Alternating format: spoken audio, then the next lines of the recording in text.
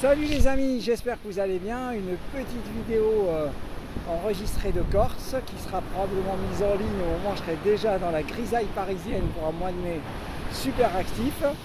Dans cette vidéo, je voudrais répondre à la question de Bouzid qui m'a demandé comment se former en rythmologie. Alors, comment se former en rythmologie? La première chose, c'est qu'il y a besoin d'un minimum de connaissances théoriques. Et dans ces cas-là, il faut quand même s'inscrire au diplôme interuniversitaire de rythmologie. Ce diplôme interuniversitaire, vous ne pourrez pas y échapper, il est indispensable. Bien entendu, vous ne pouvez pas vous y inscrire sans avoir un stage pratique. Et ce stage pratique est en théorie pour une durée de 2 ans qui vous permettra d'appréhender l'ensemble des techniques de rythmologie, que ce soit la stimulation cardiaque, la défibrillation ou l'ablation.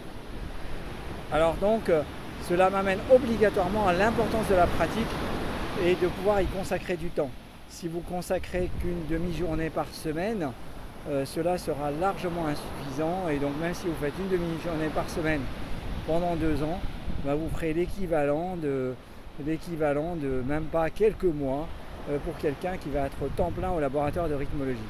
Donc il faudrait consacrer du temps et idéalement un temps plein en rythmo au sein d'une équipe pour pouvoir également être intégré.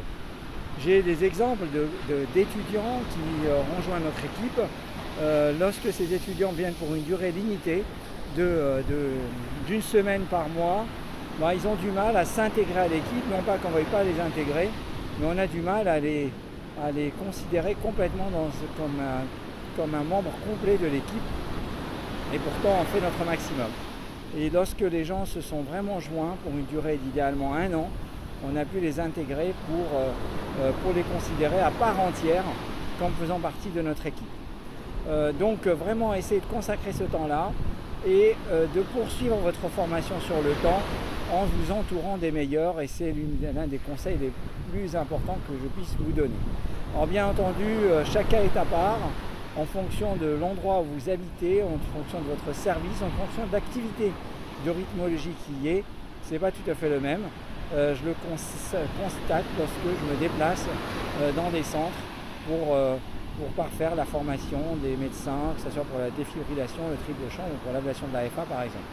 Voilà, ceci est un premier aperçu. J'espère que cette vidéo vous a plu. N'hésitez pas à la liker, à la partager, à me laisser des commentaires et à échanger avec moi via ma page Facebook, éventuellement la page rythmologie.